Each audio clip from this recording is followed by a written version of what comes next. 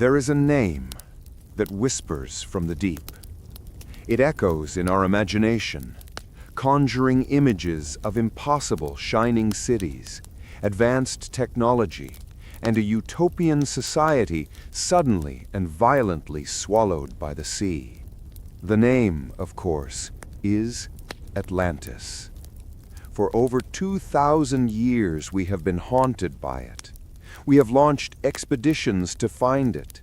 We have written millions of words arguing over its location, from the Caribbean to Antarctica.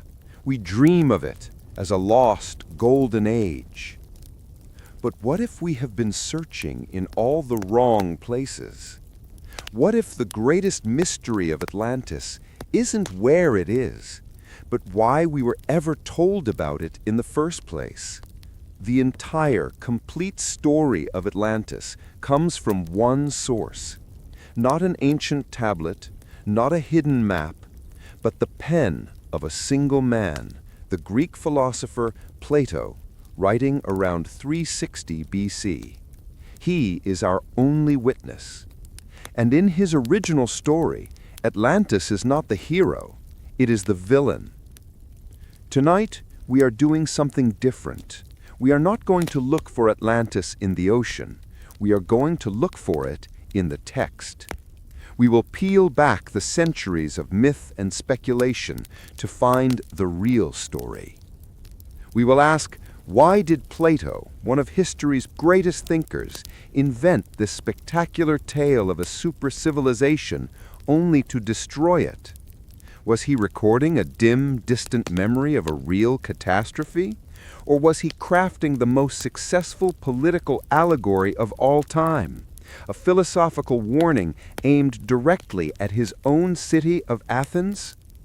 This is the true detective story of Atlantis. It's not about myth. It's about memory, meaning, and a 2,400-year-old warning we may have completely misunderstood. So, if you want to know the real story and not the fantasy, subscribe to our channel and join us as we separate the fact from the fiction. Is Atlantis a myth or memory? To find the answer, we must begin at the only place the story begins. Every book, every documentary, every late-night search for a sunken continent owes its existence to one man. His name is Plato. There are no ancient Sumerian tablets. There are no Hittite scrolls. There are no pre-Columbian maps. There is only Plato. He was not a historian. He was not an archaeologist. He was a philosopher, living in Athens, Greece in the 4th century BC. He was the student of Socrates and the teacher of Aristotle. He is, without question, one of the most influential thinkers in all of Western history. And around 360 BC, late in his life, he wrote down the story of Atlantis. If we are to be true detectives, we must not, begin with popular myths of crystals and flying machines. Those came thousands of years later. We must begin with the original blueprint. We must look at what Plato actually wrote, and just as importantly, why he wrote it. To understand the story, we must first understand the man and the city he was writing for. Plato's Athens was not a young, triumphant city. It was a city living in the shadow of a colossal failure. Plato had grown up during the devastating 27-year-long Peloponnesian War, a conflict that pitted Athens against its great rival, Sparta. Athens had been a naval empire. It controlled the sea, using its powerful fleet to build a league of allies that it quickly turned into a tributary empire. It was wealthy, cosmopolitan, and, in the eyes of its enemies, spectacularly arrogant.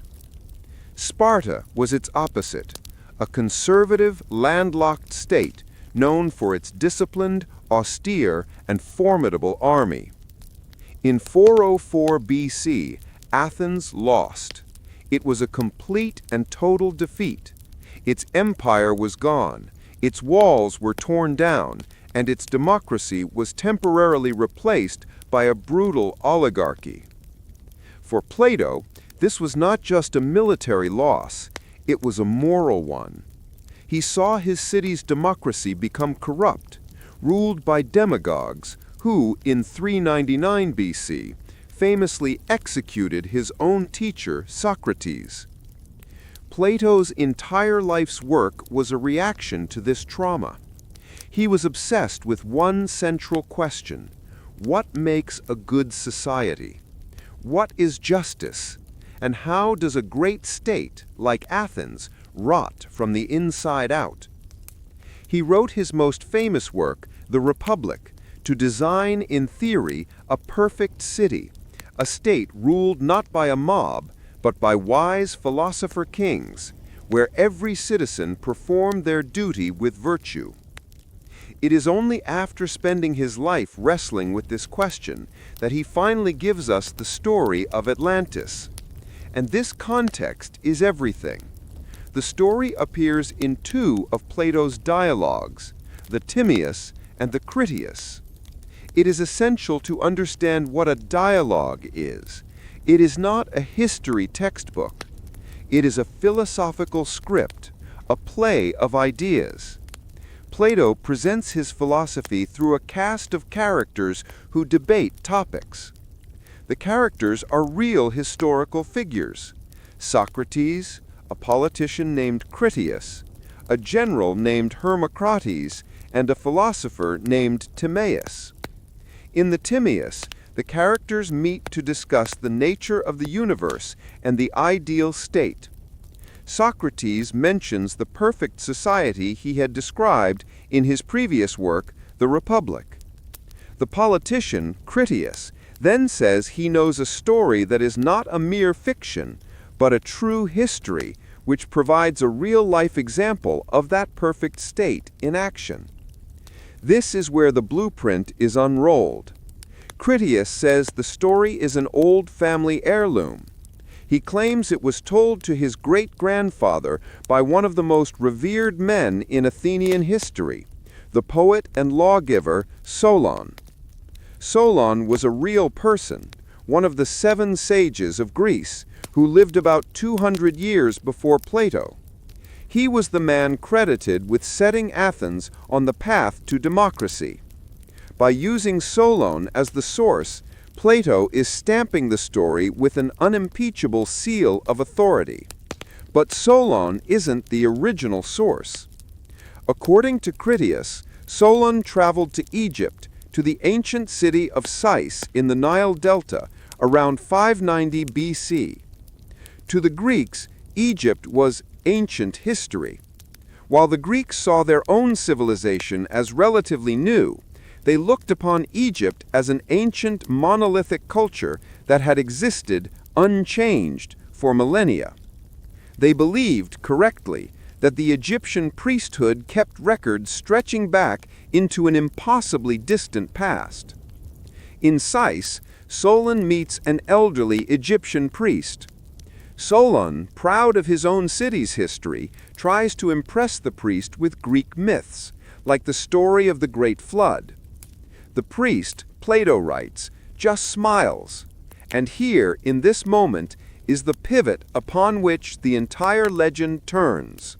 The priest says to Solon, "O Solon, Solon, you Greeks are all children. You have no belief rooted in old tradition, and no knowledge that is hoary with age. You remember one deluge only, whereas there have been many." The priest explains that floods and fires have repeatedly wiped out civilizations, but in Egypt, their records have survived.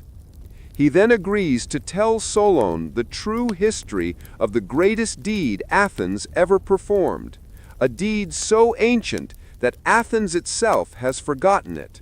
The priest opens his records and tells a story from 9,000 years before their time. This date is the single most important and most controversial part of the blueprint. The priest is telling Solon, in 590 BC, a story from roughly 9600 BC. This is not the Bronze Age. This is the very end of the last ice age. This is a time when Homo sapiens were hunter-gatherers. The first inklings of agriculture were just emerging in the Fertile Crescent. There were no cities. There were no navies. There were no written records. There was no bronze, let alone forged metals. To a modern archaeologist, a civilization existing in 9600 BC is a scientific impossibility. So, what did Plato mean? The academic consensus is that this number is not literal. It is philosophical. It is a classic once upon a time, a long, long time ago. By setting the story 9,000 years in the past, Plato removes it from the realm of verifiable history and places it in a mythical golden age. He is, in effect, creating a clean slate, a prehistoric time where he can set his great philosophical battle. And what was that battle? The priest describes a war between two great powers. On one side, there was an island empire of prodigious power called Atlantis. It was located, Plato says, beyond the Pillars of Hercules, the ancient name for the Strait of Gibraltar. This places it firmly in the Atlantic Ocean. On the other side, there was Plato's own prehistoric Athens. But this wasn't the flawed, corrupt Athens he knew. This was a perfect, ideal Athens, a city that by pure coincidence perfectly matched the ideal state he had described in The Republic. The priest tells Solon that the empire of Atlantis, in a fit of arrogance, tried to conquer the entire Mediterranean world. All the other Greek states, terrified, surrendered. Only this prehistoric, virtuous Athens stood alone, fought back, and defeated the mighty empire, liberating all the peoples Atlantis had enslaved. This is the setup. The Timaeus gives us this brief summary. The story is then supposed to be told in full detail in the next dialogue, the Critias.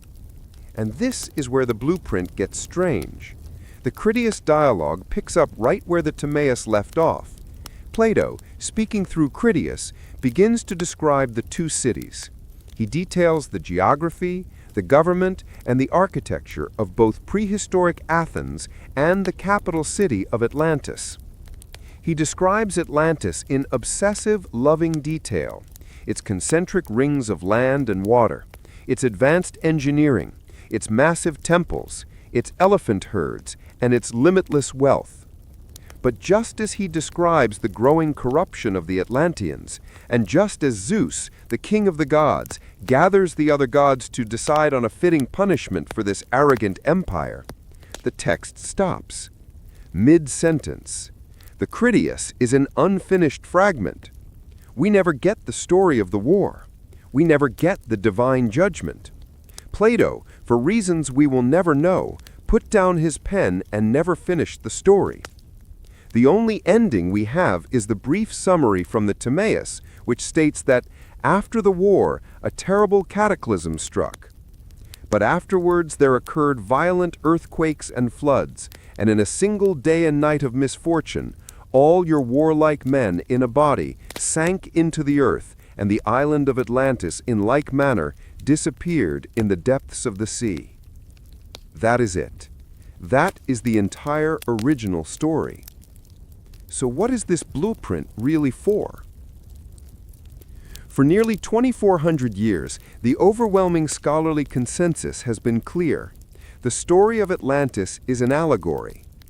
It is a philosophical thought experiment. Plato, frustrated with the Athens he saw, invented a perfect prehistoric Athens to serve as his hero. And to prove its virtue, he needed a villain. He invented Atlantis, an impossibly powerful and wealthy naval empire that, just like the real Athens he knew, became corrupted by its own power and arrogance. The story was a profound warning to his fellow citizens.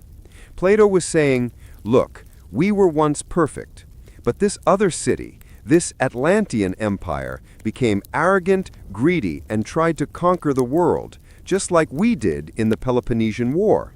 and the gods destroyed them for it. Let this be a lesson. The Atlantis myth was not a history of the distant past. It was a mirror for 4th century BC Athens. Plato invented a city, made it the perfect villain, and then, to make his point, he didn't just have it lose the war. He had the gods themselves wipe it from the face of the earth. It was perhaps the most powerful cautionary tale ever written. But a question remained, a question that would lie dormant for centuries before exploding in the modern era. What if Plato's invention wasn't entirely an invention? What if he, to make his story more believable, based it on a real, half-remembered catastrophe? A real collapsed civilization? This is where the line between myth and memory begins to blur. But for now, the blueprint is clear. It is a philosophical tale told by a master thinker to warn his city about the eternal dangers of power and greed. Now that we have the original blueprint, now that we know why Plato wrote the story, it is time to look at what he actually described. What was this great, doomed city? What did its capital city look like? We learn that the entire story of Atlantis comes from a single source, the philosopher Plato, writing around 360 BC. We learn that his dialogues, the Timaeus and the Critias, present the story as a philosophical tale, a grand allegory about a perfect, prehistoric Athens defeating a corrupt, arrogant empire named Atlantis. But to make his allegory powerful, Plato had to build that empire. He had to paint a picture of a civilization so wealthy, so powerful, and so advanced that its fall would be a lesson for all time. We are now going to walk through that blueprint. We will put aside all modern myths of crystals and flying machines and look only at what Plato actually wrote. We are going to build the city of Atlantis, just as Plato described it. The story begins not with humans, but with the gods. In the Critias, Plato writes that, in the primordial times, the gods of Olympus divided the earth among themselves by lot. Each god received a different land to be their divine domain. The god of the sea, Poseidon, was given a vast island continent in the Atlantic Ocean. This was Atlantis. On this island, Poseidon found a mortal woman named Plato. She lived on a hill in the center of the island, her parents having passed away. Poseidon fell in love with her, and to protect her, he used his divine power to reshape the very land around her. This is the origin of the capital's unique design. Plato says Poseidon broke the ground around Plato's hill and carved the land into a series of perfect, concentric rings. He created 2 rings of land and 3 rings of water, one inside the other, as if with a lathe. This made the central hill an inaccessible island, a perfect fortress to keep his mortal love safe. Here, in this protected sanctuary, Plato bore Poseidon 5 sets of twin sons, 10 sons in all. The eldest son he named Atlas.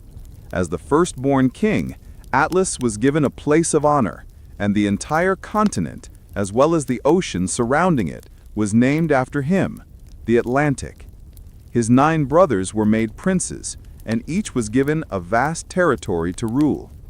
This was the founding of the great 10-kingdom confederation of Atlantis. This divine origin was crucial. The kings of Atlantis were not just men, they were demigods, the direct descendants of a god. For generations, this divine lineage defined their society. But first, let's look at the land itself. Plato describes a paradise, a continent of almost unbelievable abundance. It was located just outside the Pillars of Hercules, the ancient name for the Strait of Gibraltar. This placed it squarely in the Atlantic Ocean. The continent itself was vast, described as larger than Libya and Asia combined, which, to a 4th century BC Greek, meant larger than all of known North Africa and modern-day Turkey. From this massive continent, the Atlantean kings ruled over other islands, and even, Plato says, parts of the opposite continent. a tantalizing phrase that some have speculated could mean the Americas, but more likely was a literary device to show their immense, world-spanning reach. The island itself was a marvel of nature. A great plain in the south was described as the most fertile in the world, producing 2 harvests a year. The land was rich with every kind of fruit, grain, and vegetable. The forests were dense, providing limitless timber. The land supported a massive population of animals, both wild and tame. And here, Plato adds a key detail. Atlantis had a very large stock of elephants. This detail was meant to evoke an image of exotic, royal power, similar to the war elephants the Greeks were just beginning to hear about from the east. But the island's greatest resource was found beneath the ground. Plato says they mined every kind of metal, both hard and fusible. And he names one, a mysterious substance that has fueled imaginations for centuries, orichalcum. Plato describes it as a glittering red-gold metal. He says in those days it was the second most valuable metal in the world, second only to gold itself. Scholars today believe orichalcum was likely a real alloy, perhaps a form of brass or a copper-gold mix that the Greeks knew of, but which Plato used as a symbol of exotic, almost magical wealth. So Atlantis was a self-sustaining paradise. It had divine right kings, limitless food, timber, animals, and its own precious, glittering metal. Now, see what they built with it. Plato's description of the capital city is obsessive. It is a masterpiece of geometric precision, military might, and overwhelming hubris. The city was built on and around that original hill of Plato where Poseidon had carved his rings of land and water. The descendants of Atlas took this divine geography and engineered it into an impregnable fortress. First, they dug a massive canal, 300 feet wide and 100 feet deep, that ran for more than 5 miles from the outer ring of water straight to the sea. This turned the entire city into a bustling inland harbor. Then they connected the rings of land with bridges, which were covered and guarded by gates and towers. But it was the walls that truly displayed their power. Plato describes 3 separate massive circular walls, each one built on one of the land rings. The outermost wall, which encircled the entire city, was coated in brass. The wall on the next ring of land was coated in tin. And the final wall, the one that circled the central Acropolis, the citadel itself, was coated in orichalcum, which, Plato says, flashed with a red light like fire. Imagine sailing into that harbor. You would pass through 3 rings of glittering metallic fortresses, a skyline of red, silver, and burnished bronze. This was a city designed to overwhelm. It was not a home, it was a statement of power. Inside these walls, the city was a hub of activity. There were dockyards, temples, public baths, gymnasiums, and a massive racetrack on the outer ring of land. But all of it paled in comparison to the central island, the Acropolis. This was the royal and holy center of the empire. In the very middle of the central island was the royal palace, a structure of barbaric and overwhelming splendor. And next to it stood the great temple to Poseidon. Plato gives us its exact dimensions. It was a stadium in length, about 600 feet and 300 feet wide. Its exterior was covered entirely in silver, except for the pinnacles on the roof, which were covered in gold. But the interior was even more extravagant. The roof was made entirely of ivory, which itself was decorated with gold, silver, and orichalcum. Inside, there was a single colossal statue. It was a solid gold sculpture of Poseidon himself, standing in a chariot, driving 6 winged horses. The statue was so enormous, Plato says, that its head touched the ceiling of the massive temple. Around this central statue were 100 other gold statues, representing the Nereids, or sea nymphs. This was the center of Atlantean worship. and it was here that the 10 kings of Atlantis would gather. Plato describes a sophisticated political system. Each of the 10 kings ruled their own kingdom, but they were bound by the ancient laws of Poseidon. Every 5th or 6th year, they would gather at this central temple. They would exchange oaths, and then they would sit in judgment of one another, passing sentence on any king who had broken their sacred laws. For many generations, Plato says, this system worked. The kings of Atlantis were the very model of virtue. Plato's description of their original character is the key to his entire story. He writes, "For many generations they obeyed the laws and were well affected towards the divine kindred which was their own. They despised everything but virtue, caring little for their present state of life and thinking lightly of the possession of gold and other property. They were, in short, the perfect rulers. They were not intoxicated by luxury. Their divine nature was strong. But, Plato tells us, this could not last. This is the pivot. This is the moment the perfect city begins to rot from within. Plato describes a slow generational decay. The divine portion of their bloodline, their inheritance from Poseidon, became diluted as they intermarried with mortals again and again. And as the divine faded, their human nature and their mortal admixture began to take over. They could no longer bear the burden of their own great wealth. They became, in Plato's words, filled with unrighteous avarice and power. To the outside world, they still looked perfect. They looked like the pinnacle of human success. But to anyone who could see, Plato says, they were base and corrupt. They had become the ultimate hypocrites. They were a society that looked golden on the outside, but was rotten to the core. And this, Plato says, is when they decided to use their massive military, a force of 10,000 chariots and 1,200 ships, to enslave the rest of the world. This corruption was not unnoticed. Zeus, the king of the gods, looked down and saw this grievous state of a once noble race. He decided he must pass judgment, to teach them a lesson. Plato writes that Zeus gathered all the other gods to their most holy dwelling place, in the center of the universe, and when he had gathered them all together, he said, and that is where the text stops. The Critias dialogue is an unfinished fragment. Plato, for reasons we will never know, put down his pen mid-sentence and never told us what Zeus said. He never described the Great War. He never described the cataclysm. All we have is the brief summary from the Timaeus, which tells us that after this, the earthquakes and floods came, and in a single day and night, Atlantis was gone. This is the original story.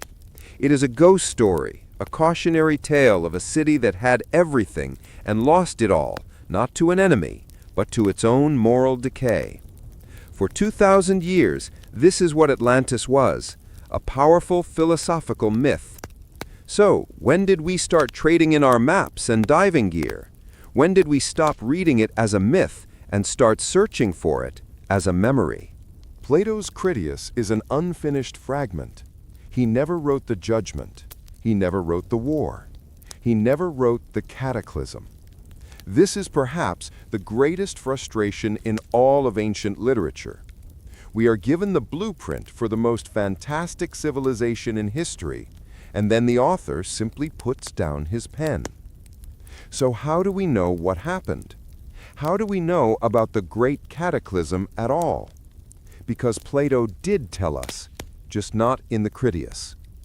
Before he ever started the detailed story in the Critias, he gave us the short, complete summary in the dialogue that came just before it, the Timaeus. The Timaeus is our ending. It is the only ending. And to understand the cataclysm, we must first understand the event that triggered it, the Great Forgotten War. Plato's summary in the Timaeus is clear.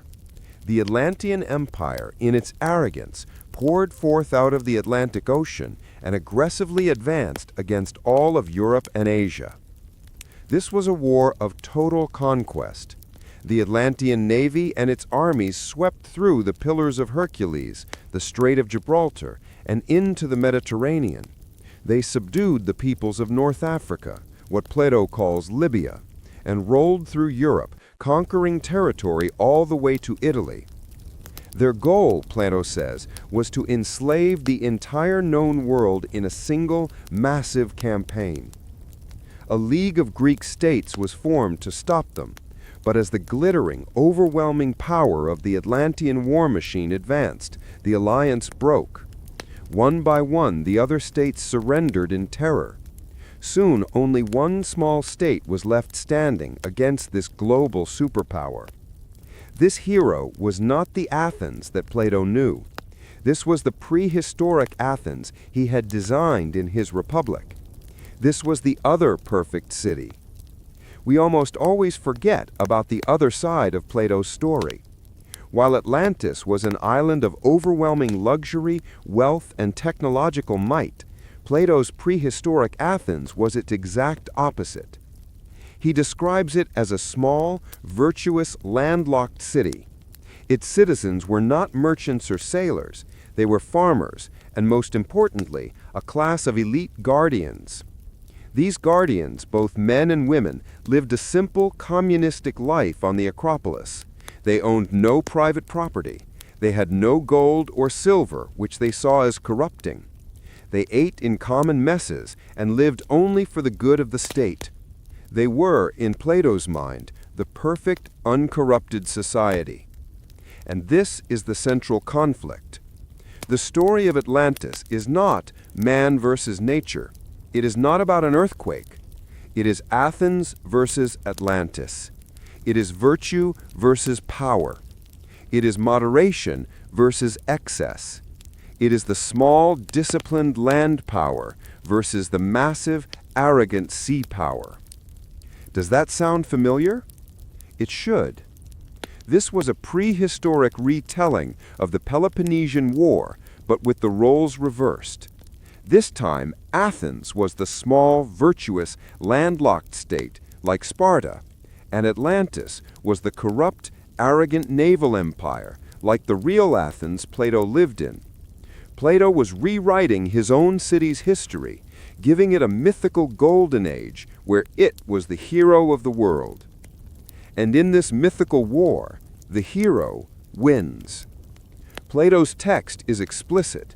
This small, prehistoric Athens, having been left alone, stood forth as the leader of the Greeks. When all others surrendered, Athens was brought into the last extremity of peril, and it fought and triumphed over the invaders. The war was over. Atlantis was beaten. It is only after this human victory, after Athens has proven its moral superiority, that the gods finally pass their judgment. Now we come to the cataclysm. Having been defeated in battle, the remnants of the Atlantean Empire presumably limped back to their home island, and the victorious Athenian army celebrated its impossible victory. And then, the universe passed sentence. This is the only description of the cataclysm, from Plato's Timaeus. It is one of the most famous and chilling passages ever written. But afterwards there occurred violent earthquakes and floods, and in a single day and night of misfortune, all your warlike men, the Athenian army, in a body, sank into the earth, and the island of Atlantis, in like manner, disappeared in the depths of the sea. That is it. The entire original story of the sinking of Atlantis. One sentence. Let's read that again, because the detail we always forget is the most important part. It was not just Atlantis that was destroyed. It was a double destruction. Atlantis, the corrupt empire, is punished for its hubris. It is swallowed by the sea, a fitting end for a wicked naval power. But the entire army of prehistoric perfect Athens is also destroyed. They are swallowed by the earth, returned to the land they defended. Why? Why would Plato destroy his heroes? The answer is the key to the whole story. For Plato, the philosopher, this was a necessary plot device. He had a problem. If Athens won this incredible, world-saving victory, why did 4th century BC Athens have no memory of it? Why were there no festivals, no temples, no stories of this great war? The Egyptian priest in the story gives Solon the answer. The reason is that you and your city are descended from the small seed of those who were left. The cataclysm that sank Atlantis also destroyed the entire warrior class of Athens. At the same time, other floods from heaven washed away the rest of the city's civilization, its records, and its memory, leaving only a few illiterate survivors of the mountains. Athenian history was reset. The double cataclysm was Plato's way of wiping the slate clean. It was the reset button that explained how his mythical Golden Age could end, and how the flawed, modern Athens could begin with no memory of its perfect past. The cataclysm, therefore, was not a random geological event. It was a philosophical event. It was the divine punctuation mark at the end of a mythical age. But what about the facts of the cataclysm? The date, the geology. This is where the story's truth completely separates from our reality. The Egyptian priest tells Solon that this cataclysm happened 9,000 years before their meeting. We know Solon traveled to Egypt around 590 BC. This means Plato sets the sinking of Atlantis at approximately 9600 BC. For 2,000 years, this date was just a fantastical, mythical number.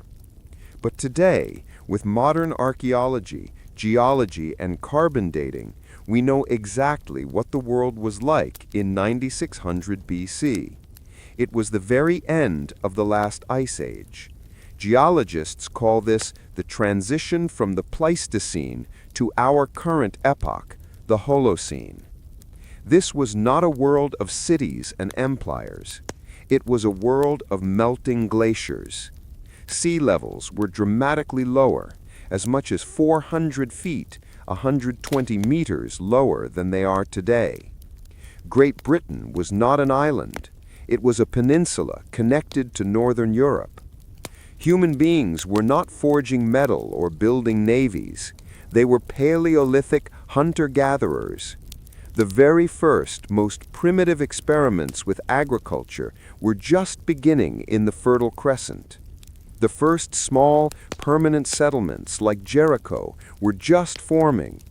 The idea of a massive, metallic, literate civilization with 10,000 chariots and 1,200 ships existing in 9600 BC is not history. It is a scientific and archaeological impossibility. The academic consensus is unanimous. Plato invented this date. He chose it specifically because it was prehistorical. It was a once upon a time so distant that no one could contradict him with actual records. It gave him a blank canvas on which to paint his philosophical masterpiece. So this is the great cataclysm. It is not the climax of the story, it is the aftermath. It is not a random disaster, it is a divine execution. It did not happen to a Bronze Age civilization. It was set in an impossible Ice Age date. And it did not just destroy the villain, it destroyed the hero too, to serve the author's philosophical purpose. For over 2,000 years, this is what the story was. Almost every classical and medieval scholar who read Plato understood it exactly as it was intended, as a powerful allegory, a myth about the dangers of imperial pride. But this, of course, is not what we think of today. In our story so far, we have done something very important. We have read the original blueprint. We've seen Plato's description of the perfect, hubristic city of Atlantis, with its glittering walls and divine right kings. We've seen its slow, moral rot. And we have read the only account of its end, a single sentence in Plato's Timaeus, describing a double cataclysm that sinks both Atlantis and the army of its hero, prehistoric Athens, in a single day and night of misfortune. We also confronted the single greatest problem with the story, the date. Plato, through his characters, insists this happened 9,000 years before his time, placing the event at roughly 9600 BC.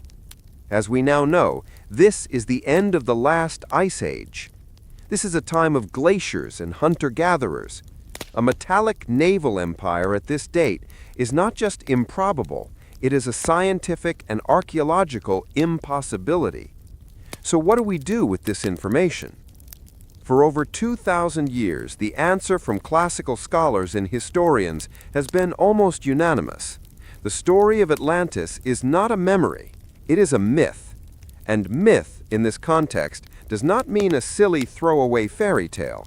It means a philosophical invention, a sophisticated, purpose-built allegory crafted by one of the greatest thinkers in history to make a profound political and moral point. Tonight, we are not searching for a lost continent. We are acting as literary detectives. We are building the case for myth, and the evidence is overwhelming. The first and most important piece of evidence is the author himself. Who was Plato? He was not a historian like Herodotus or Thucydides. He was not a geographer like Strabo. He was a philosopher. His entire life's work was dedicated to abstract questions. What is justice? What is truth? What is the ideal way for humans to live together? Plato's primary method for exploring these questions was the dialogue. These were not history texts. They were philosophical plays or scripts featuring his old teacher, Socrates, and other prominent Athenians debating these very ideas. And the Timaeus and Critias are not standalone stories. They are in fact a sequel. They are the sequel to Plato's most famous work, The Republic.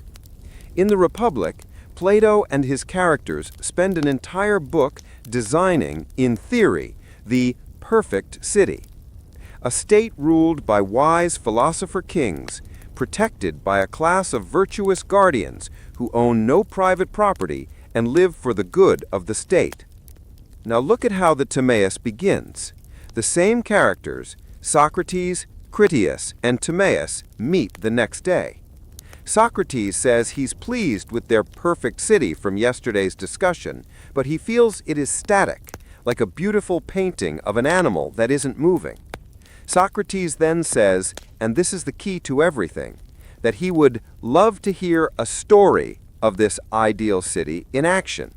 He wants to see how it would behave in a great war, to see it exhibit the qualities he and his friends had designed.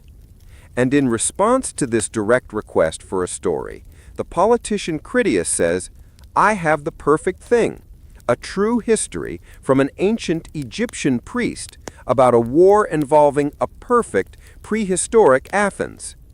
This is a massive neon-lit sign pointing directly at Plato's intent. He is literally telling us what he is doing.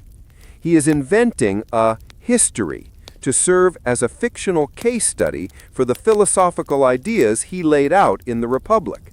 This is not history. This is a homework assignment. We are all obsessed with Atlantis, but we always forget the real hero of Plato's story, prehistoric Athens. Let's look at the city Critias describes. This Athens of 9600 BC is a small, virtuous, landlocked city. Its people are simple farmers, and it is ruled by a class of guardians who, Plato says, live communally on the Acropolis. They own no gold or silver. They are not involved in messy commerce. Men and women train and fight side by side. They are the perfect, incorruptible citizen soldiers. Where have we seen this exact society before? in Plato's Republic. The prehistoric Athens of the Atlantis story is a carbon copy of the ideal state Plato had just finished designing. This is the smoke and gun. The odds of Plato's purely theoretical perfect city actually existing 9,000 years ago, in exact accordance with his own unique specifications, are zero. He didn't discover a record of his perfect city. He invented a record of it to prove his point. And to prove your perfect, virtuous city is truly perfect and virtuous, you need to test it. You need to pit it against its exact opposite. You need a villain. This is where Atlantis is born. If prehistoric Athens is Plato's ideal state, Atlantis is the anti-ideal. It is a dark mirror, and the reflection it shows is of Plato's own city. Let's compare the villain of the story, Atlantis, to the real 4th century BC Athens that Plato lived in. Atlantis was a naval superpower. Plato's Athens was the dominant naval superpower of the Aegean. Atlantis was a great commercial empire, obsessed with trade, wealth, and luxury. Plato's Athens was the wealthiest commercial hub of Greece, which many, including Plato, saw as a source of corruption. Atlantis became internally corrupt. Its divine nature was diluted by human avarice and power, leading to its ultimate doom. Plato's Athens, in his view, had become corrupt. It had lost the devastating Peloponnesian War to Sparta, a defeat Plato blamed directly on its moral decay, imperial overreach, and failed democracy, a democracy that had, after all, executed his teacher, Socrates. The parallel is not subtle, it is the entire point. Atlantis is Athens. It is a grand what-if scenario. Plato is holding a mirror up to his fellow citizens and warning them, this is what we have become.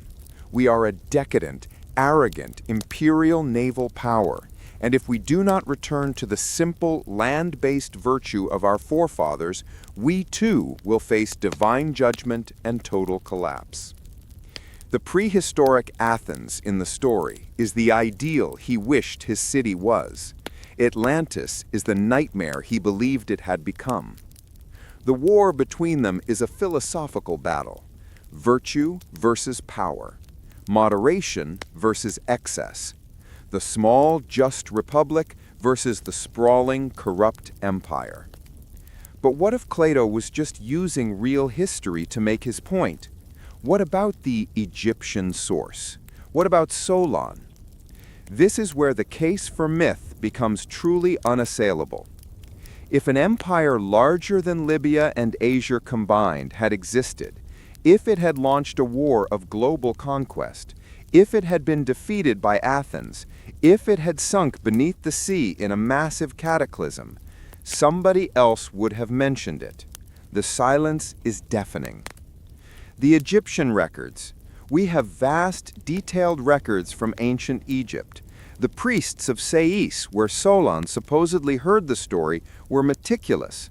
They recorded tax ledgers, grain harvests, king lists, and minor border skirmishes. The idea that they would have a detailed record of a 9,000-year-old war with a lost continent, but never once mention it on any temple wall, any papyrus, or any stele, is inconceivable. There is no Egyptian record of Atlantis. There is no record of Solon's visit or this conversation. The Greek records. Herodotus, the father of history, traveled to Egypt before Plato, just a century after Solon. He wrote extensively about Egyptian history, religion, and their stories of the past. He never mentions Atlantis. The world's records. The Hittites, the Assyrians, the Babylonians, the Phoenicians, they were all literate, record-keeping societies. A naval superpower in the Atlantic that tried to conquer the Mediterranean would have left some trace. A cataclysm that sunk a continent would have been recorded as a global event. There is nothing.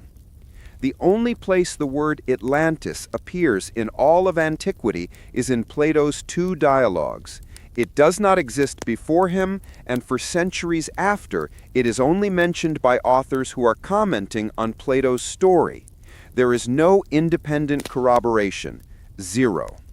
So what did Plato's contemporaries think of it? Did they all run for the docks and start building ships to find it? No. They understood exactly what he was doing. The most important piece of testimony comes from Plato's own star pupil, Aristotle. Aristotle studied at Plato's academy in Athens for 20 years. He knew Plato's work better than anyone. He knew the man, his methods, and his intentions. And while Aristotle's original comment is lost, the ancient geographer Strabo, writing a few centuries later, quotes him on the matter. When discussing the historicity of Atlantis, Strabo says that Aristotle flatly dismissed it. The quote, as it has come down to us, is, "He who invented it also destroyed it." Let that sink in. Plato's own student, one of the greatest minds in human history, called it an invention. He knew it was a philosophical device, a story created to make a point and destroyed to provide the moral at the end. For the next 2,000 years, this was the universal consensus. Classical and medieval scholars treated Atlantis the way we treat Camelot or Middle-earth, as a powerful, meaningful, fictional setting. They analyzed its moral lesson, not its coordinates. The case in the academic world was closed. So let's review the evidence for the case for myth. A single source. Plato is the only source. No other ancient text in the world mentions Atlantis. A philosophical motive. Plato was a philosopher, not a historian, and he explicitly states he is looking for a story to illustrate his philosophical ideal state. A convenient hero. The hero of the story, prehistoric Athens, is a perfect match for the theoretical utopia Plato had just designed in the Republic. A convenient villain. The villain of the story, Atlantis, is a perfect allegory for the real-world 4th century Athens that Plato was criticizing. An impossible date. The 9600 BC date is archaeologically and scientifically impossible, a clear marker of a once-upon-a-time mythical setting. A clear verdict. Plato's own student, Aristotle, dismissed it as an invention. The conclusion is inescapable. Atlantis was never meant to be found. It was a thought experiment. It was a parable. It was, perhaps, the most brilliant and effective political allegory ever written. Plato invented a perfect city, made it a perfect villain, and then, to seal his warning, had the gods themselves wipe it from the face of the earth. But this leaves us with a deep and fascinating question. If the case is so closed, why are we still talking about it? Why, 2,400 years later, are people still launching expeditions? Because Plato's invention was too good. It was so detailed, so vivid, and so plausible that it broke free of its philosophical chains and took on a life of its own. The idea of a lost golden age, a perfect world swallowed by the waves, is a story we want to be true. And this leads us to the next phase of our mystery. Okay, it's an invention, but did Plato invent it from nothing? Or, to make his story believable, did he borrow from real, half-remembered historical events? The entire theory rests on a simple, elegant idea: a translation error. Remember Plato's chain of custody? The story allegedly went from an Egyptian priest to the Athenian statesman Solon, around 590 BC, who then told it to his family, who eventually told Plato. In the 1960s, the Greek seismologist Angelos Gallinopoulos proposed a fascinating theory. He noted that the Egyptian writing system for numerals was based on a factor of 10. A symbol for 100 looked very different from a symbol for 1,000. What if Solon, a Greek who was not a native Egyptian speaker, or a later Greek translator, simply misread a symbol? What if the priest said 900 years before Solon's time, and Solon heard or wrote down 9,000? A simple mistake. A single slipped zero. Let's do the math. Solon visits Egypt around 590 BC. Plato's original date, 9,000 years before Solon, equals approximately 9600 BC. This is the impossible Ice Age date. The corrected date, 900 years before Solon, equals approximately 1500 BC. This one simple correction changes everything. It snaps the story out of the realm of fantasy and drops it directly into one of the most vibrant, violent, and well-documented periods of ancient history, the Late Bronze Age. This was not a time of hunter-gatherers. This was the age of the great empires. This was the time of the Hittites, of New Kingdom Egypt under the great pharaohs, and of the Mycenaean Greeks, the heroes of the Trojan War. And it was the time of a real, spectacular, island-based civilization that was in fact wiped out by a cataclysm. If we accept the 1500 BC timeline, one candidate rises above all others: a sophisticated, wealthy naval power that dominated the Aegean Sea from its home base on the island of Crete. We call them the Minoans. For centuries, they were just a myth themselves, the kingdom of Minos from the legend of the Minotaur. Then, in the early 1900s, archaeologist Arthur Evans began excavating at Knossos on Crete and unearthed a massive, sprawling palace. He had found them. The civilization he uncovered was stunning. It was a Bronze Age superpower. Like Atlantis, they were a naval power that ruled the empire of the sea. Their power was not in land armies, but in their massive fleet, which controlled the trade routes of the entire Aegean. Like Atlantis, they were incredibly wealthy and advanced. Their palaces had complex plumbing, running water, and were decorated with spectacular, vibrant frescoes showing a rich, peaceful, and sophisticated culture. Like Atlantis, they had a mysterious sport involving bulls, the bull leaping frescoes, and Plato makes a special point of describing the 10 kings of Atlantis hunting and sacrificing bulls in their temple. The parallels are striking. We have a real, advanced, island-based naval empire ruling from a central palace existing at exactly the time of Plato's corrected date, and then, just like Atlantis, it was destroyed. The source of the destruction was not Crete. It was an island about 70 miles or 110 kilometers to the north, an island we now call Santorini. In the Bronze Age, it wasn't a C-shaped crescent, it was a single large round island called Thera, and it was a massive, active volcano. Around 1600 to 1500 BC, Thera erupted. This was not just an eruption, it was one of the most violent cataclysms in human history, many times more powerful than the eruption of Krakatoa in 1883. The volcano blew the entire center of the island apart, ejecting billions of tons of ash and rock into the atmosphere, creating the giant flooded caldera we see today. In 1967, the Greek archaeologist Spiridon Marinatos, who was a key proponent of this theory, began digging on the south coast of Santorini. What he found, preserved under 100 feet of volcanic ash, was a Bronze Age Pompeii. It was a Minoan city, which we now call Akrotiri. It was a complete 3-story city with paved streets, houses, and those same beautiful frescoes. The ash had preserved it perfectly. This was ground zero. The eruption at Thera would have caused a cataclysm that perfectly matches Plato's description. Earthquakes. The initial eruption would have caused massive earthquakes, shaking the region. Floods. The collapse of the volcano's core into the sea would have triggered mega tsunamis, estimated to be hundreds of feet high.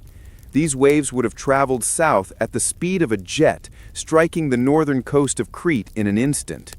They would have wiped the Minoan fleet, the source of its power, and all its coastal cities off the map in an instant. The sinking, the eruption was so large that the entire center of the island of Thera collapsed and disappeared in the depths of the sea. The Minoan hypothesis argues that this real catastrophe, an island civilization destroyed by earthquakes and tsunamis, with its central island literally sinking beneath the waves, was the traumatic memory that echoed down through the centuries. It was recorded by the Egyptians, who traded with the Minoans, and this garbled tale of a great naval power destroyed by the sea is what Solon heard, and what Plato, 1,000 years later, adapted for his own story. But what about the location? Plato said Atlantis was outside the Pillars of Hercules. This is the Atlantic. This, too, could be a misinterpretation. The Egyptian worldview was different. To them, the far west of their known world was the Aegean. Some scholars, like K.T. Frost, who first proposed the Minoan link in 1909, argued that the Pillars of Hercules was a term that may have originally been applied to other straits within the Mediterranean and was only later fixed at Gibraltar as the Greeks' world expanded. The Minoan-Thera connection is the single most plausible, academically respected memory theory for Atlantis, but it's not the only one. There is another, even more immediate memory Plato could have drawn from. It's an event that happened in 373 BC. Plato was 54 years old. His academy was running. He was in the middle of his writing career, just a few years before he would write the Timaeus and Critias.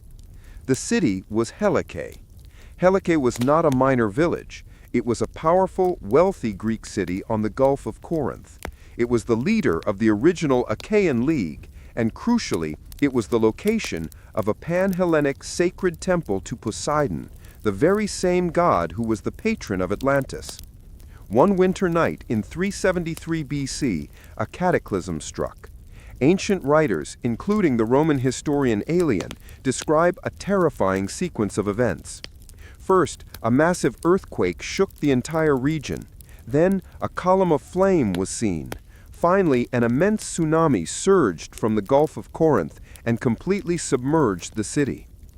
In a single night, the city of Helike, the center of Poseidon's worship, disappeared. The disaster was so total that for centuries afterward, sailors on the Gulf of Corinth reported being able to see the submerged ruins and the bronze statue of Poseidon's temple still standing beneath the waves. The parallel is almost too perfect.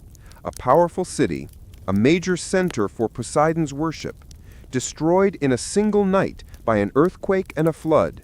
It sank into the sea. Plato did not have to look back 900 or 9,000 years for his inspiration.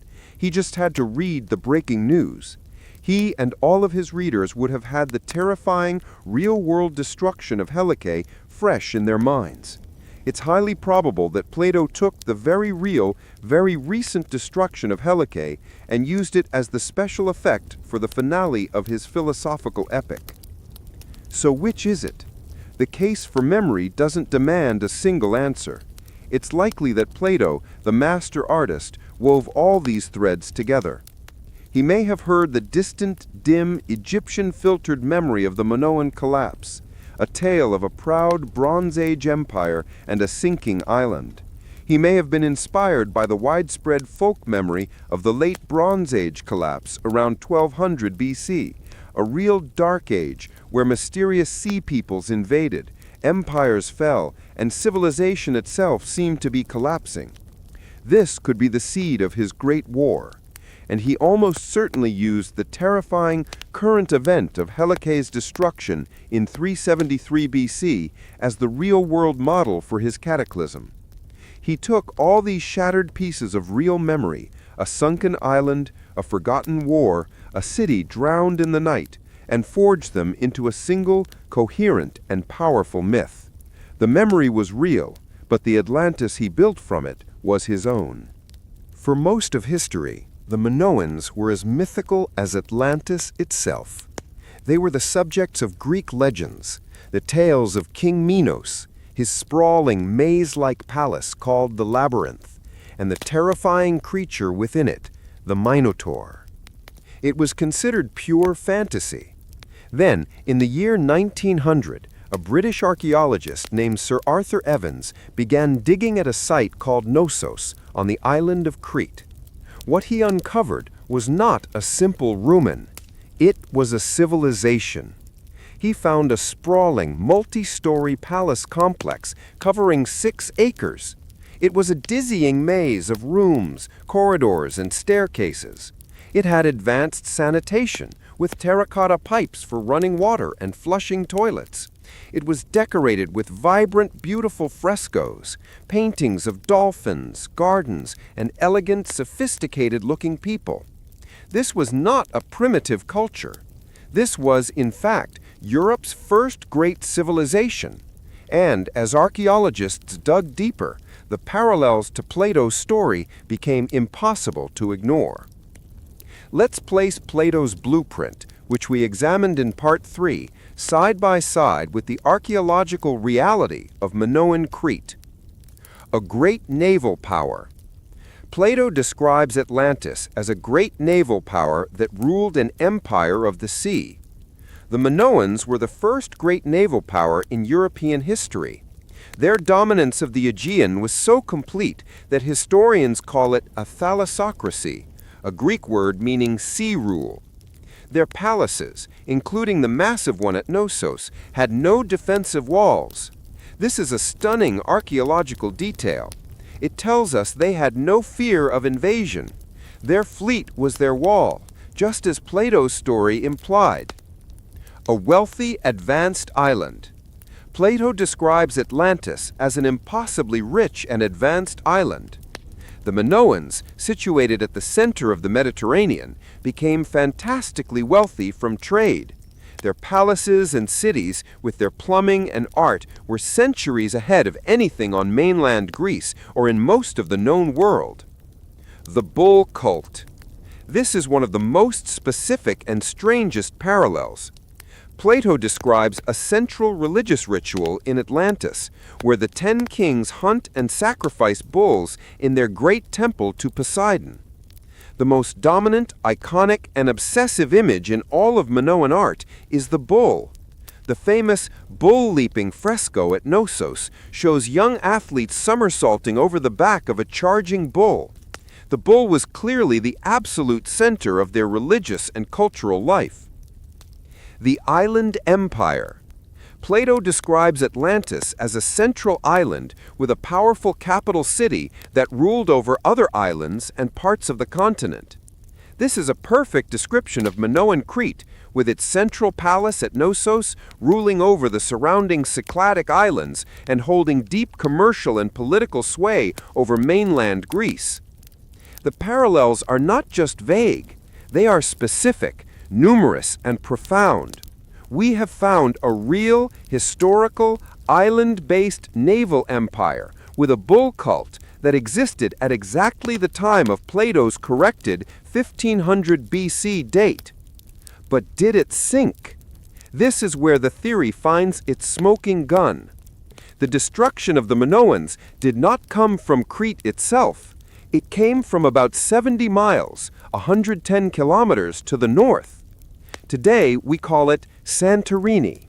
It is one of the most beautiful, famous islands in the world, with its white villages clinging to the cliffs of a vast, sea-shaped bay. But in 1500 BC, it was not a sea. It was a large, single, round island called Thera, and it was a massive, active volcano. Around 1600 to 1500 BC, at the absolute peak of Minoan power, Thera erupted. This was not just an eruption, it was one of the most violent cataclysms in recorded human history. Geologists rated a 6 or 7 on the volcanic explosivity index, making it dozens of times more powerful than the eruption of Krakatoa in 1883. The eruption was so powerful, it blew the entire center of the island apart, ejecting over 14 cubic miles of rock and ash into the stratosphere.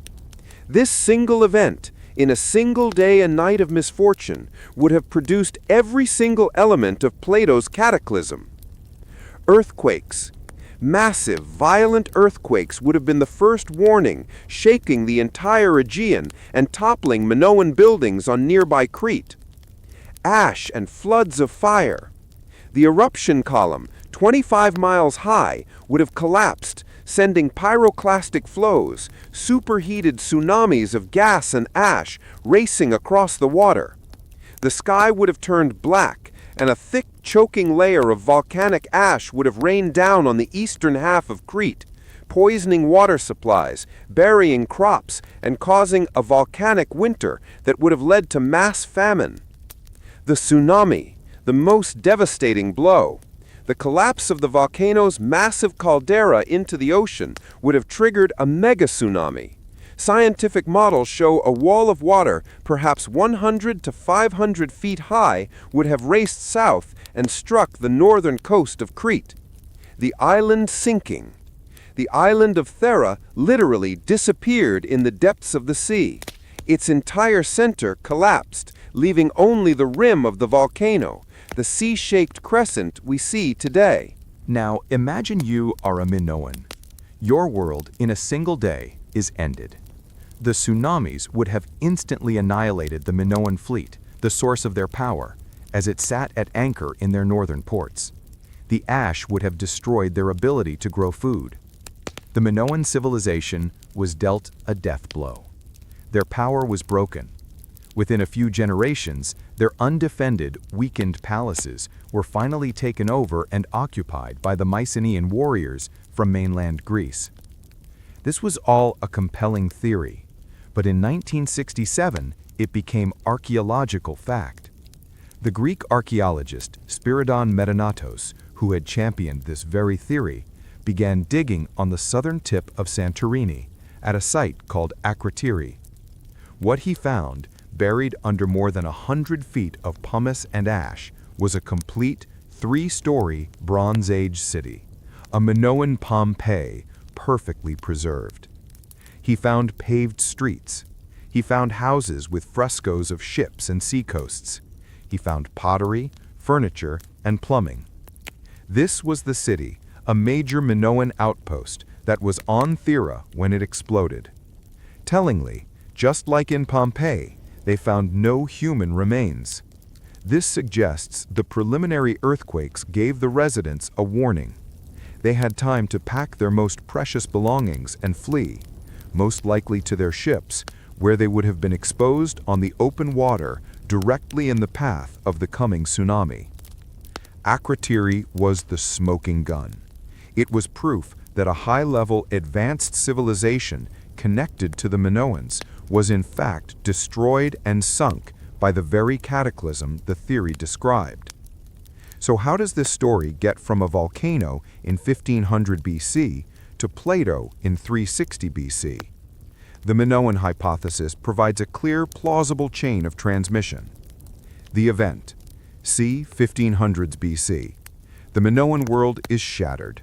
Their main trading partner, New Kingdom Egypt, suddenly and inexplicably loses contact. To the Egyptians, their powerful, wealthy partner to the far west, the Aegean, has for all intents and purposes vanished in a terrifying cataclysm of fire and water. The record, c. 1500 BC to 600 BC. The Egyptian priests, known for their meticulous and very long historical records, preserve this story. It's a tale of Keftiu, the Egyptian name for Crete, a great sea power that was destroyed by the gods. The telling, c. 590 BC. The Athenian statesman Solon travels to Sais, Egypt, exactly as Plato claims. The priests, proud of their long history, tell him this 900-year-old ancient story. The retelling, c. 360 BC. The story is passed down, eventually reaching Plato, but 900 years of telephone have garbled the details. Keftiu has become Atlantis. The Aegean Sea has become the Atlantic Ocean. The round island of Thera may have inspired the concentric rings of the capital. And that fatal error, 900 becoming 9,000 is made. Plato, hearing this incredible true history of a proud naval empire destroyed by the gods for its arrogance, realized it was the perfect allegory for his own corrupt imperial Athens.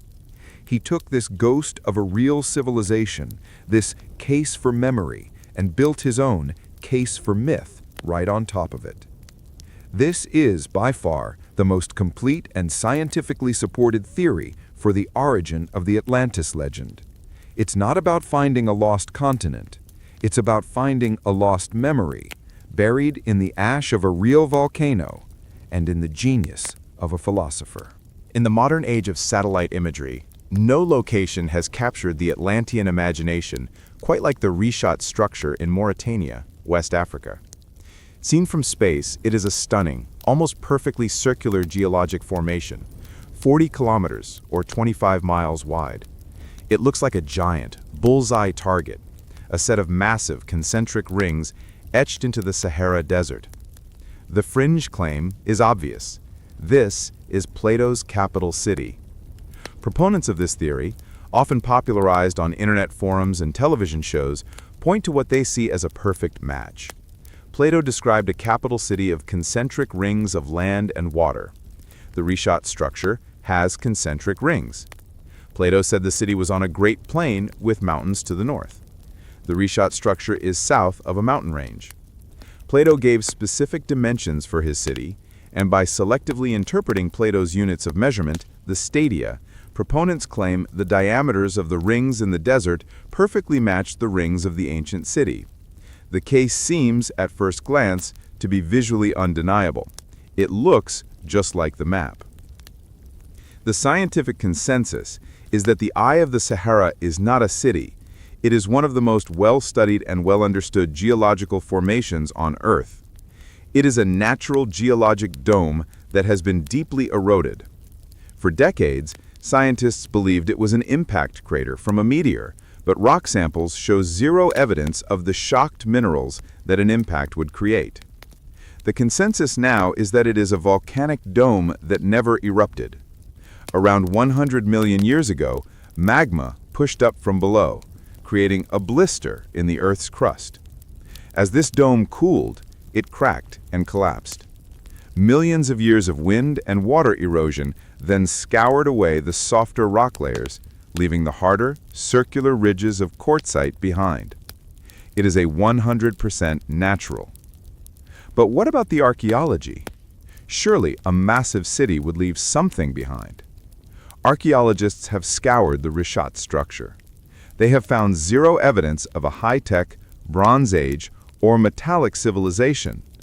What they have found, in abundance, are Stone Age tools. The wadis and depressions are littered with primitive Acheulean cutting tools and hand axes, some dating back hundreds of thousands of years. This was a popular spot for Paleolithic hunter-gatherers. The fringe case relies on ignoring geology and archaeology entirely, and focusing only on a superficial, visual coincidence. This is perhaps the most famous and strangest of the modern candidates. It is not just a theory, it is the fulfillment of a prophecy. The story begins with an American psychic named Edgar Cayce, the sleeping prophet. In the 1930s, Cayce gave a series of readings while in a trance. He claimed that Atlantis was a real, technologically advanced civilization powered by fire crystals, and that it was destroyed around 10,000 BC. He made a specific, testable prediction. Remnants of Atlantis, he said, would rise again and be discovered near the island of Bimini in the Bahamas in 1968 or 1969. In September 1968, right on schedule, divers in the shallow waters off North Bimini found it. A road. 1,500 feet long, a linear-looking pavement of massive, roughly rectangular limestone blocks. It looked for all the world like a wall, a harbor, or a road that had been swallowed by the sea. The Bimini Road was a global sensation. It was proof. The psychic was right. Atlantis was in the Caribbean. The scientific consensus. Geologists, archaeologists, and marine biologists have been studying the Bimini Road for 50 years. The scientific consensus is absolute. It is 100% natural. It is a classic example of beach rock. Beach rock is a type of sedimentary rock that forms very quickly in the intertidal zone, the area between high and low tide, in tropical climates.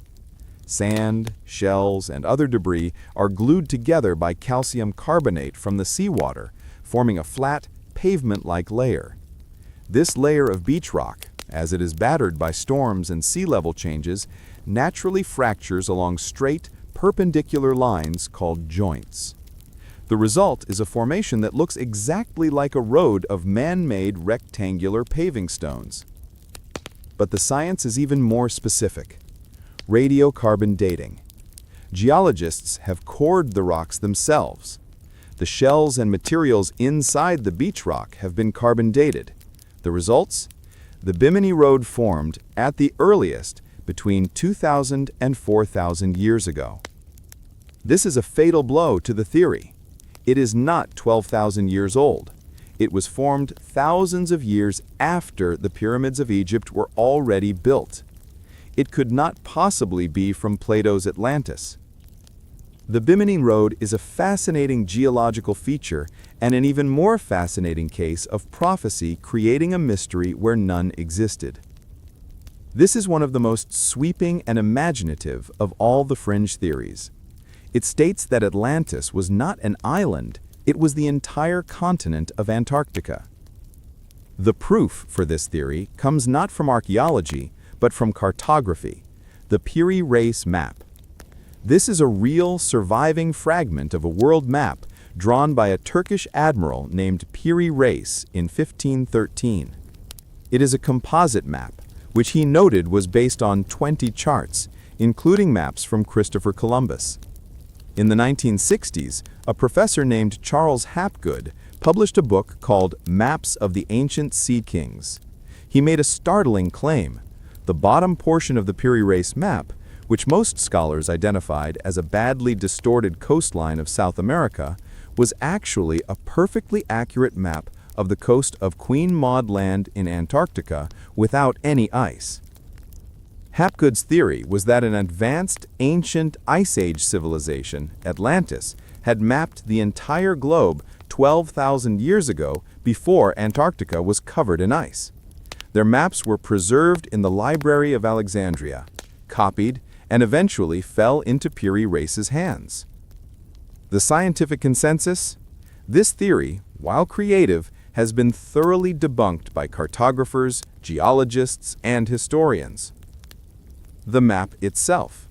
Historians are clear. The bottom portion of the Piri Reis map is not Antarctica. It is the coast of South America, likely bent to fit the shape of the parchment. The islands and features on the map match up not with Antarctic bedrock, but with known features of the South American coast. The geology. The idea of an ice-free Antarctica 12,000 years ago is a geological impossibility. Ice cores show that Antarctica has been continuously, totally ice-covered for at least 15 million years. There was no warm period in 9600 BC where a civilization could have lived and mapped it. Hapgood's mechanism. To explain how Antarctica could have been ice-free, Hapgood proposed a pseudo-scientific theory called Earth crustal displacement, a sudden, catastrophic shift of the entire Earth's crust. This theory is geologically disproven and violates the laws of physics.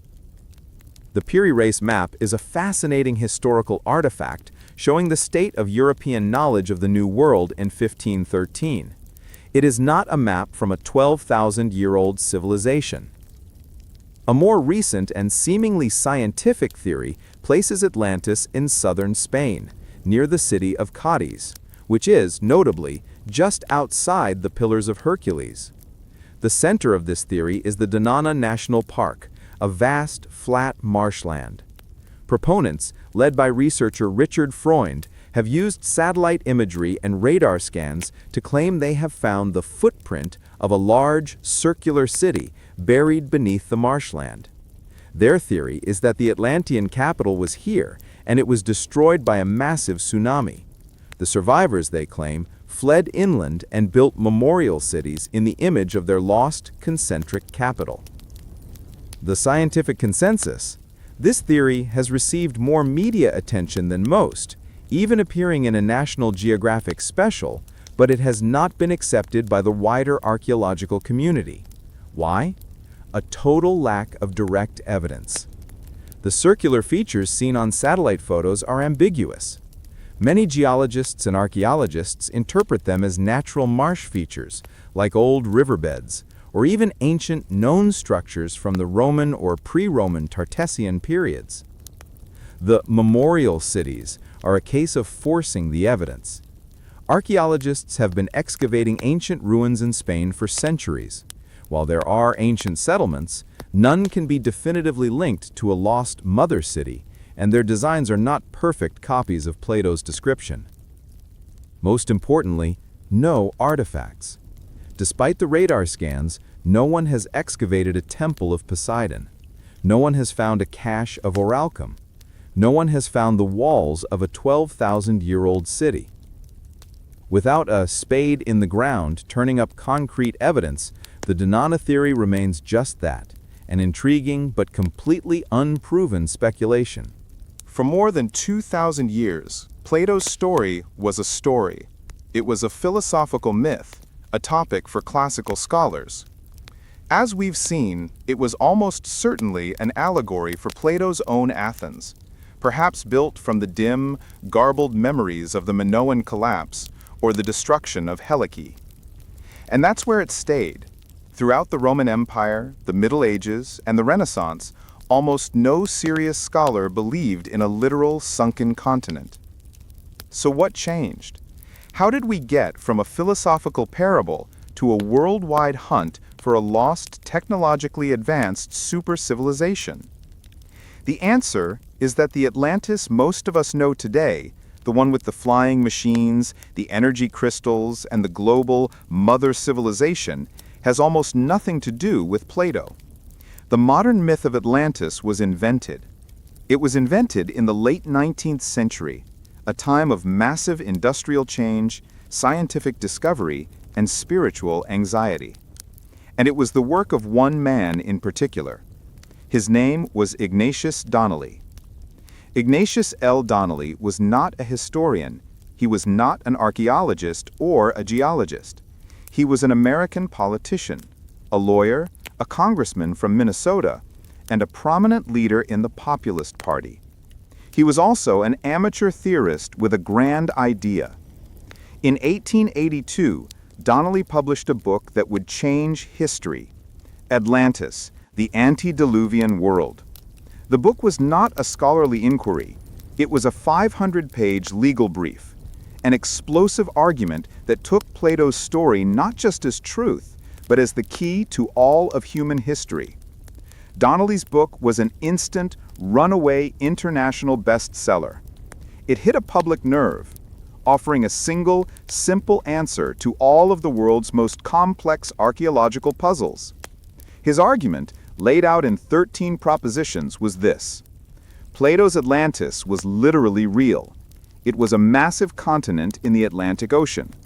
It was the Garden of Eden, the original paradise of mankind. It was the cradle of all civilization.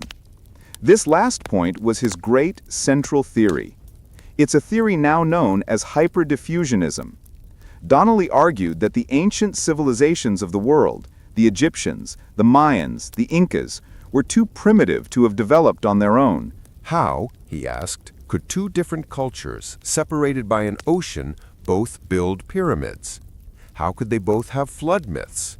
How could they both have mummification? His answer? They didn't.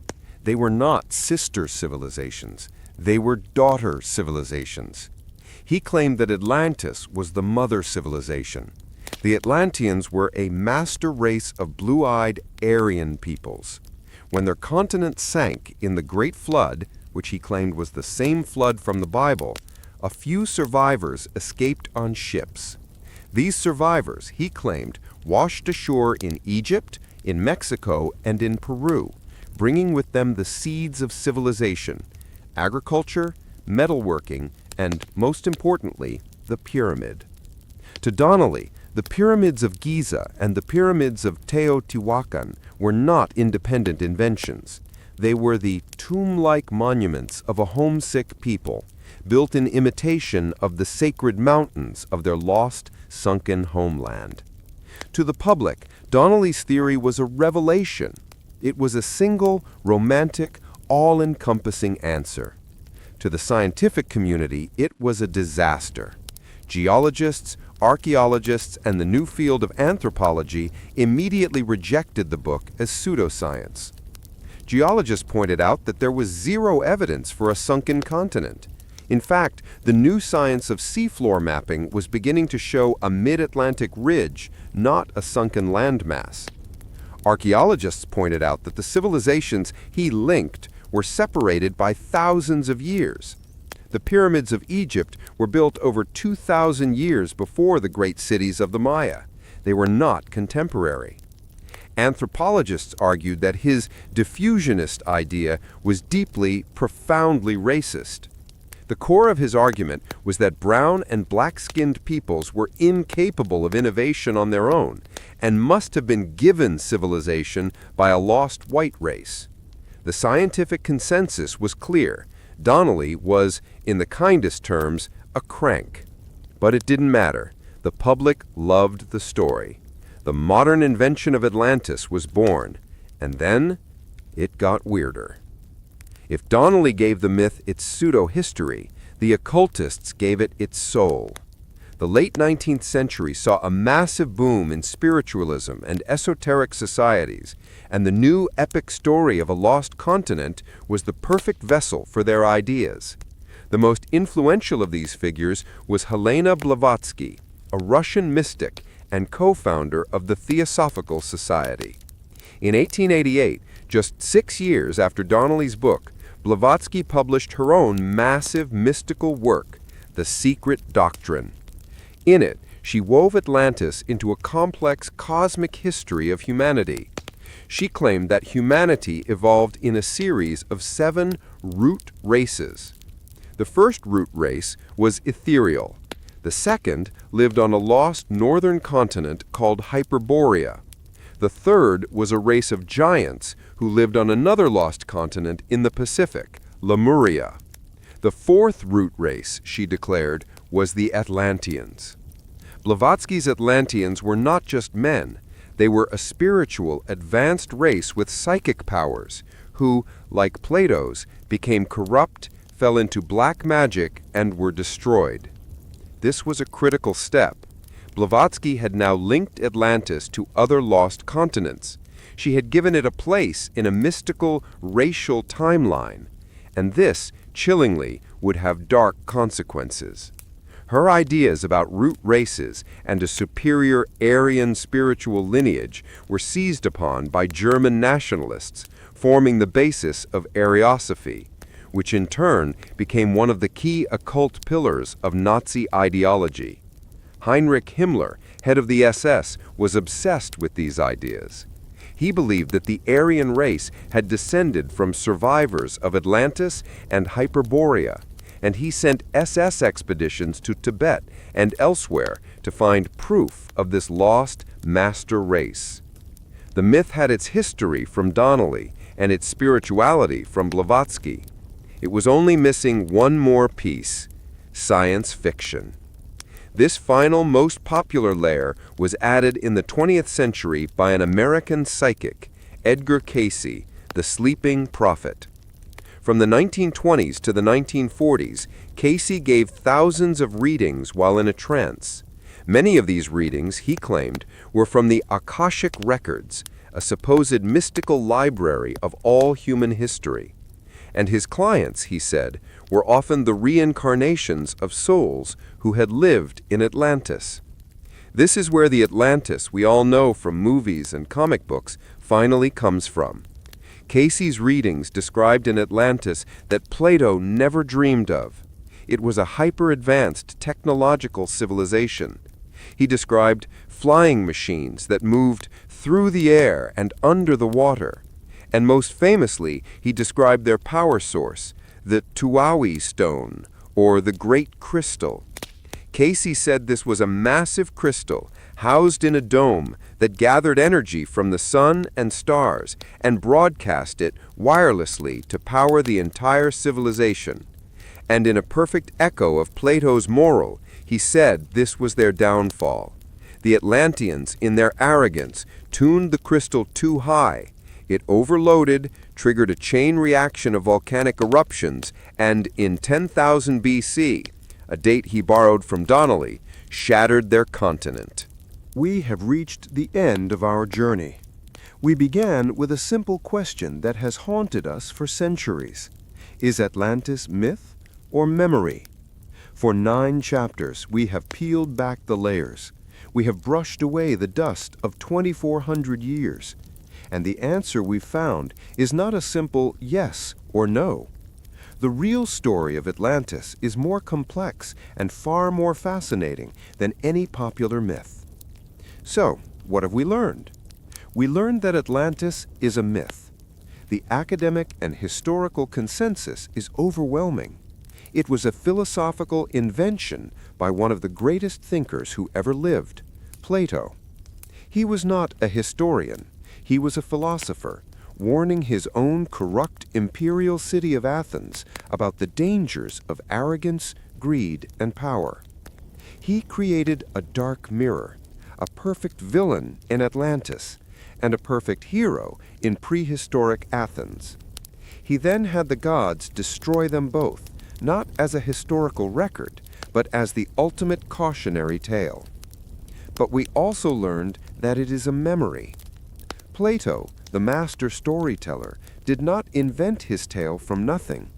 To give his myth the ring of truth, he almost certainly built it upon the folk memories of real historical traumas. We found the smoking gun, the Minoan civilization on Crete, a real advanced naval empire from the Bronze Age. And we found its cataclysm, the eruption of Thera around 1500 BC, a volcano that literally sunk an island and sent tsunamis to destroy a civilization. Plato, perhaps hearing this 900-year-old garbled tale from Egyptian priests, took the ghost of this real catastrophe and forged it into the weapon for his philosophical war. Finally, we learned that the Atlantis we all think we know, the one with energy crystals, flying machines, and a lost master race, is a modern invention. It is the creation of 19th century politicians like Ignatius Donnelly and 20th century mystics like Edgar Cayce. They hijacked Plato's parable and transformed it into a science fiction fantasy. So, the real story of Atlantis is that it is a philosophical myth built on the foundation of a real memory which was later buried under a mountain of modern invention. Perhaps we are so desperate to find Atlantis, not because we want to find sunken stones, but because we long for the idea it represents. We want to believe in a golden age. We want to believe that something perfect, something magical was lost. The search for Atlantis is not, in the end, a search of the Atlantic Ocean. It is a search for ourselves. Plato's story was never meant to be a map to a place. It was meant to be a map to us, a warning about our own flaws. The true, permanent location of Atlantis, the one that has endured for 2,400 years, will never be found by radar or sonar. It is not buried in the sands of the Sahara or the mud of the Bahamas. It exists in the deep, vast, and uncharted ocean of our own imagination.